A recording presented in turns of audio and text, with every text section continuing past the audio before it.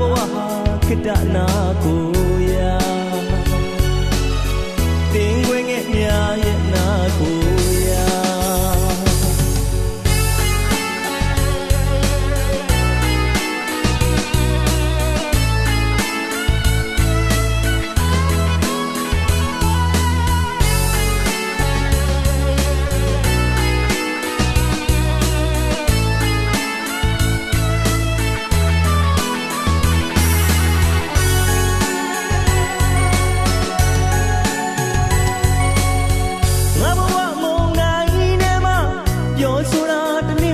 ရှိတော့ဘူးနှလုံးသားမှာခဏတော့နာပူပါ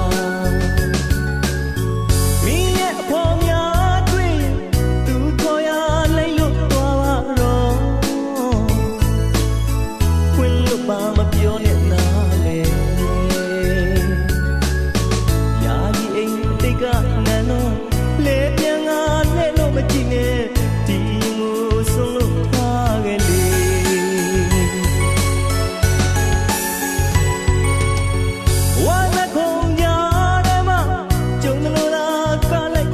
ချစ်ဆုံးရဲ့အဖြစ်ဖြစ်တယ်လို့ခွင့်လွှတ်ပေးပါလေတို့နှစ်ယောက်ပြန်တွေ့တဲ့အခါမြင်တယ်လို့လားလက်ထွက်သွားပါတော့မင်းမဝဘူးအမြဲတမ်းပါလေဒီရင်ငါဆုံးလို့ခြင်းတွေ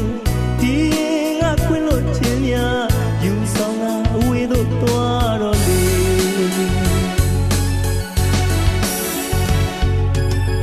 မျိုးရှိရင်ကြည်ပါတော့လေ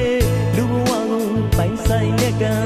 ဆွေးပြေးတဲ့တန်လေးများနဲ့ငါဘဝဟာခေတ္တနာကို